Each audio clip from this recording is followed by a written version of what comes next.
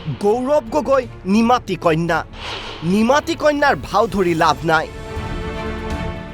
গৌৰৱ গগৈ পাকিস্তানী হয় নে নহয়? অসমীয়া যুৱ মঞ্চৰ বিস্ফোৰণ। অসম প্ৰদেশ কংগ্ৰেছৰ সভাপতি নিৰ্বাচিত হ'ল গৌৰৱ গগৈ। সভাপতি হৈয়ে যেন বিৰোধৰ সন্মুখীন হ'ল গৌৰৱ। মঙলবাৰে গৌৰৱ গগৈৰ বিৰুদ্ধে কেইবাটাও বিস্ফোৰক অভিযোগ উত্থাপন কৰে অসমীয়া যুৱ মঞ্চ নামৰ সংগঠনটোৱে। গুৱাহাটীত এক সংবাদমেল যোগে গৌৰৱৰ বিৰুদ্ধে সৰব হয় অসমীয়া যুৱ মঞ্চ। গৌৰৱ গগৈ নিমাতী কন্যা আখ্যা দিয়ে সংগঠনটোৱে। গৌৰৱ গগৈ আৰু তেওঁৰ পাকিস্তানী লিংক সন্দৰ্ভত যুৱ মঞ্চৰ স্পষ্ট কথা। স্থিতি স্পষ্ট কৰক গৌৰৱে। যোৰহাট লোকসভা সমষ্টিৰ সাংসদ গৌৰৱ গগৈ আৰু অসম কংগ্ৰেছৰ সভাপতি গৌৰৱ গগৈ ডাঙৰীয়া এটা বিষয় খুব চৰ্চিত হৈ আছে। আপোনালোকে জানে যে বাৰম্বাৰ আমাৰ মুখ্যমন্ত্ৰী ডাঙৰীয়াই কৈ আছে যে তেখেত পাকিস্তানৰ এজেণ্ট। আৰু আমি আজি এইটো ক'ব বিচাৰিছোঁ, ইমান দিন আমি চাই আছিলোঁ গোটেই বিষয়বস্তুটো যে গৌৰৱ গগৈ ডাঙৰীয়াই নিমাতী কইনা ভাও জুৰি তেখেতে বহি আছে। গতিকে আমি এটাই তেখেতক বা স্পষ্টকৈ আমি বিচাৰিছোঁ যে তেখেত সঁচাকৈ পাকিস্তানী হয় নেকি, তেখেতে স্থিতি স্পষ্ট কৰক। কেৱল এয়াই নহয়, গৌৰৱ গগৈৰ পত্নীক অসমত সংস্থাপন দিয়াৰ বাবে মুখ্যমন্ত্ৰীক অনুৰোধ জনাব বুলি উল্লেখ কৰে সংগঠনটোৱে। গৌৰৱ গগৈৰ যদি পাকিস্তানৰ লগত সম্পৰ্ক আছে তেওঁ অসমবাসীৰ আগত ক্ষমা খোজাৰো দাবী জনায় সংগঠনটোৱে।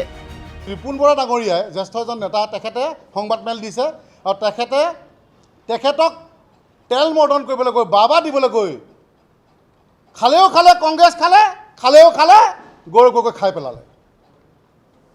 কাৰণ কিয় খালে? যে আমি দেখিবলৈ পালোঁ যে গৌৰৱ গগৈ ডাঙৰীয়া যি আমাৰ বৌ বুলি কৈছোঁ, যি তেখেতৰ আৰ্ধাংগিনী, তেখেতে কোৱা মানে তেওঁৰ আমাৰ গৌৰৱদাৰ আৰ্ধাংগিনী বোলে পাকিস্তানত এটা NGOত কৰ্মৰত আৰু তাৰ পৰা মাহিলী দৰমহা পাই থাকে। এইটো কমটি ডাঙৰ কথা কৈ দিলেনে? যি সময়ত আমাৰ গৌৰৱ গগৈ ডাঙৰীয়াই মুখ বন্ধ কৰি ৰাখিছে, নিমাতী কইনা ভাওজুৰি আছে আৰু সেই সময়ত তেখেতৰে নেতাই, কংগ্ৰেছৰ নেতাই তেখেতক ফাদিল কৰি দিলে। তেখেতক স্থিতি স্পষ্ট কৰিবৰ বাবে আমি আহ্বান জনাইছোঁ, আমি অসমীয়া যুৱ মঞ্চ। অন্যথা কিন্তু তেওঁৰ বিৰুদ্ধে আমি যাবলৈ কুণ্ঠাবোধ নকৰিম। কিন্তু চিধা কথা, স্পষ্ট কথা। কাৰণ তেজৰ পিৰিপিনত এতিয়া উঠি আছে। সেই পেহেলগামৰ কাণ্ড আমি পাহৰি যাব পৰা নাই। আমাৰ নিৰীহ যি 26জন লোকক পাকিস্তানীয়ে মাৰি পেলালে, বাচি হিন্দু লোকক মাৰি পেলালে, আমি আজিও পাহৰি যাব পৰা নাই। আৰু সেই সময়ত তেখেতলোকৰ নেতাই ক'বলৈ বিচাৰিছে যে তেখেতৰ গৌৰৱ গগৈ আৰ্ধাংগিনীয়ে তাতে NGO চলাই পেলাই তাৰ পৰা মাহিলী দৰমহা লাভ কৰি আছে।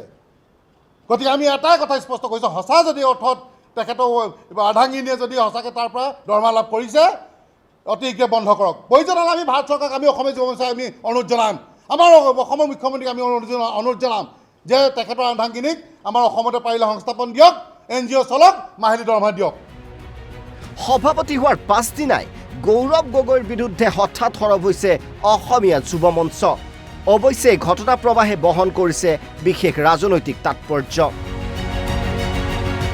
ভিডিঅ' জাৰ্নেলিষ্ট প্ৰদীপৰ সৈতে সুৰজিৎ শইকীয়াৰ ৰিপৰ্ট, NB নিউজ, গুৱাহাটী।